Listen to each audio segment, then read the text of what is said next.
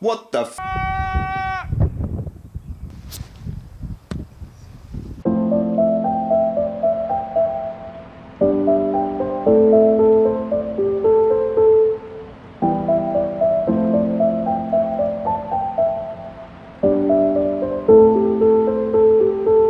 Let's leave our conrod problems behind and look at the main event. Here we go. This is it. It's changed a little bit since we last saw it, gents. As you can see, we've got our valve train in. So that's all in there, which is nice. And it's all set up. Just been checking the piston end gap. That's all coming out nicely as well. And then just mocking up the front as well to see how it's all going to come together. Now remember, with this motor, none of these parts have ever been on this motor before. This is all put together parts, okay? So everything has been fitted for the first time. And it's coming along pretty nicely, I think you'll agree.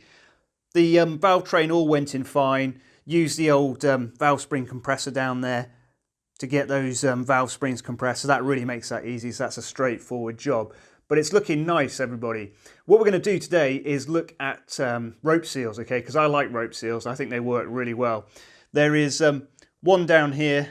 Well, there will be one here when this timing chain cover is on, so that's where we're going to have one. And then one goes at the rear underneath as well to stop your crankshaft, all the oil from inside the engine escaping out the rear of the crankshaft. So that's what we're going to look at then. So let's get this spun over and start having a look inside and see what we're going to do about fitting a rope seal to keep the oil in this engine.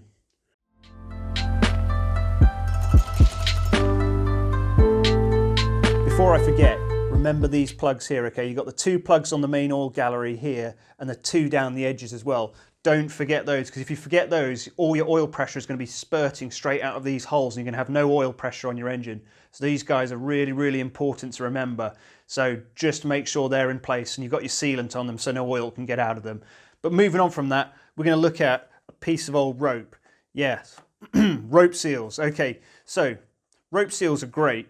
A lot of engines got destroyed because people changed from rope seals to a nitrile or a neoprene seal, which sits here, and the seal sits on the rear of the crankshaft and stops the oil escaping out the back and leaking away, okay?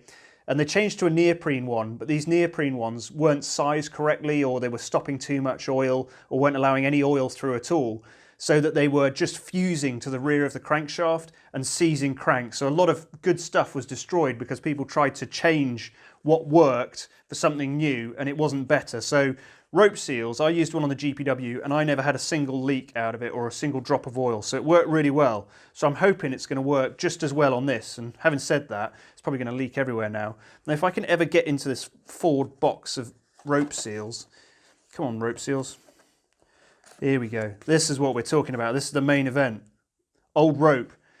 Well, these aren't just rope, I don't think. I think there's asbestos in these. I think they've got an asbestos core. You've got this outside to them and then you can see they've got this core. And they're also covered in graphite or something like that, okay? So they're not just a simple bit of rope, but you can see they've got this flattened shape to them and they're very stiff, okay? And this piece of rope is going to go inside here and this is what's going to keep our oil in. The crank will sit here and this is what's going to keep the oil in. But it's really important to size this up and get this in here correctly. So let's get a piece of rope which I've been soaking in some oil and have a look at it and see how we're going to get it in there properly. Right, gents, so let's not reinvent the wheel here, okay? It's fairly straightforward. You've been soaking your rope seal in oil for a couple of days. You can see it's nice and pliable now. And it's got this, it's fat one way and thin the other way. Obviously, this is going to go in like this into the cutout here, okay? You can dimple the recess here, get a punch and punch it so that this seal can't rotate. But I'm not going to do that with this. This not what they did in World War II. It's something you can do, but we're not going to bother with. So we've got our little rope here. We're going to bend him up a little bit. You can see he goes up like that. Place him down the edges here.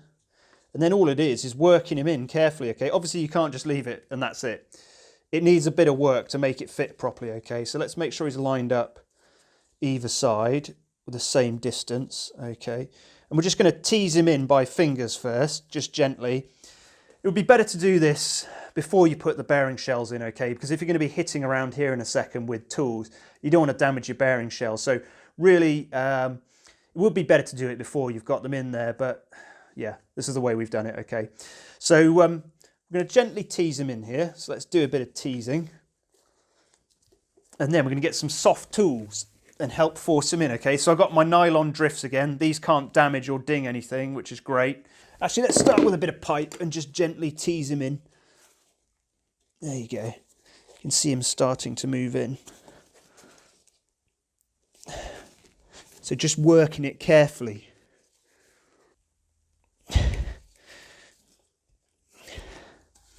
So I've just been forcing it down, trying to get it down as low as possible, because you don't want to have it just at the top and then whack it, and all you'll do is just push the top of it over and it won't go down to the bottom. So I'm trying to get it all the way down in the bottom of the cutout. So just gently forcing it backwards and forwards. You can see it's starting to flatten out a little bit already.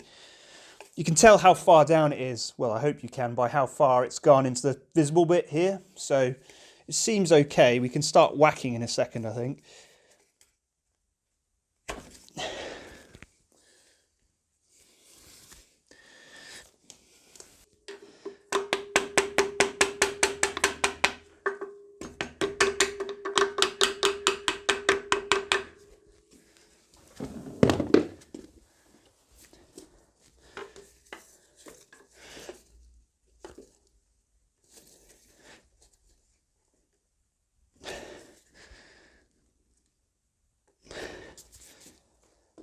So you can see he's looking a bit different already. It's getting more flattened out here and the ends are starting to look a bit more splayed out as it's getting forced further and further in. So it's a bit of a process. You want to take it slow and steady really, but we're just trying to get down as far as possible. Obviously without damaging this bearing, which is why we're using soft nylon tools and not really hitting it hard. As I said, if you've got these bearings out, it's much easier. And if you've got a larger diameter piece of nylon, you know, where you can just wallop it, it'd be much, much easier than this. But like most of us, we haven't got specific tools, have we? We just have to make do with what we've got. So this works. It works slowly but surely. It's getting it up, hitting it up on the sides is difficult because I can't get the angle in there. Whereas if you've got a big tool of the correct diameter, when you whack it, it'll hit all around the area. So just pushing it gently.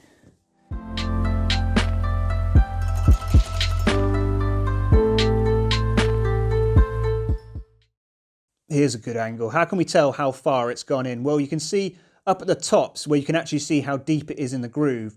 You can see how much space there is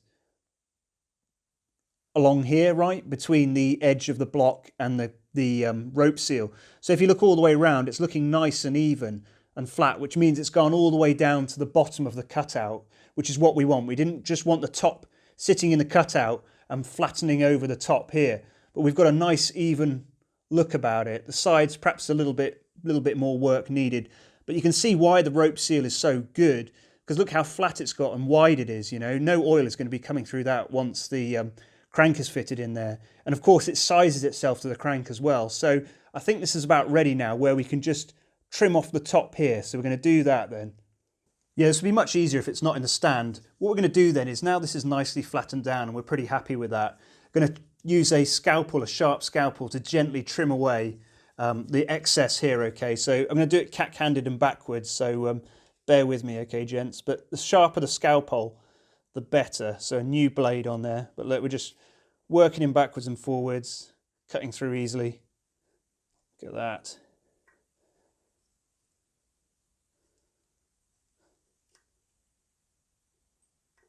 There we go. So you can see how we've got full penetration into the groove here. That's cut in nicely. We don't want any excess on the top, of course, because anything which holds the bearing cap up means that when we come to tighten down the bearing cap, you want the bearing cap to be sitting, clamping the crank down into the shell. You don't want this proud and holding it all up, you know, so your bearing cap's sitting up in the air and the crank's free to wobble around in the rear. So this is important. So we'll just cut this all out and just tidy it up a bit, just carefully. That's nice. You can see how the rope is made there with the outer bit and the central core to it. You can also see how deep it is in the groove. That's what we're looking for. We want it all the way in and cut off flushly. So this one is ready pretty much. We need to put the bearing cap one needs to go in now. So let's get on with that then.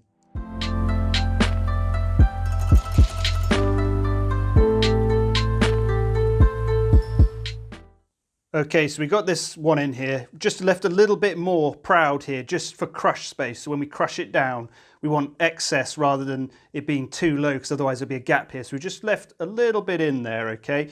So we'll put on a bit of lube on the top here, because I know you guys like lube and you can't get enough of it. And apparently engine oil isn't good enough, even though the manual says use light engine oil. But anyway, here is some assembly lube. So that's in there. So let's fit this on then and see how we get on here. Okay, so I've just tightened it down a touch. It's not tightened down all the way yet. This is just to see how it goes. So it's going to be a lot tighter than it was, which is part of the reason I had the bearings in initially, was just without the rope seal in, was just to check the movement of the crankshaft and make sure everything feels all right. Because once you put the rope seal in, obviously it makes everything much tighter to turn over because it's really clamping in on the crankshaft there until it's properly seated in, so you can't tell the resistance to the rotation of the crankshaft. So let's have a look. So it's rotating freely, but it's not spinning like it did before, of course, because now we've got a piece of rope really clamped around on that rear seal there. This is what seals the oil in, so it's quite stiff, but it will bed in and seat in, and putting it in like this is pushing all that rope right into the cutouts for it and seating it, and this is what will stop it leaking oil at the end. So that's going all right. Still rotating, you know, it hasn't clamped down onto it and seized it or anything like that, which is good. So we'll just spin it over a couple of times and then tighten it down more and more and torque it up to 65 foot-pounds and see how it goes, all right?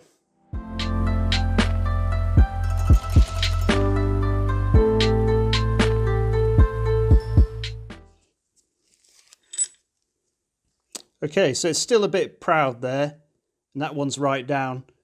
It's pushed, yeah, it's pushed the, because it's slightly proud, it's pushed the other one just a touch lower, which is fine then. So this one is pushing down into the other one, which I think is fine. You know, if I trimmed it back now, then there'd be a slight gap. So that's worked out all right. So that obviously means that it's mating quite nicely against the cap face there. So I think that's pretty good. You can see how it looks inside it. You can see how it's sat and seated itself on that. So yeah, pretty good. I think we're ready to put some sealant all along here and put the dowels in and then tighten this up, torque it all up to 65 foot-pounds, and then that should be the crank fitted then. Awesome.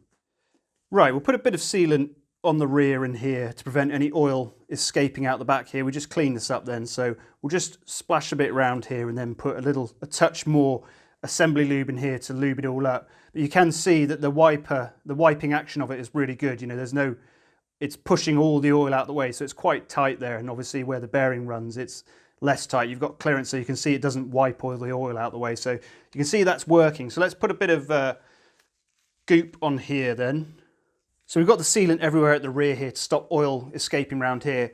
We'll put a bit of sealant on the dowel rods and then drop those in there as well then. Right, let's do the final torque, 65 foot-pounds then. 70, 50, 60, it's about in the middle, 65.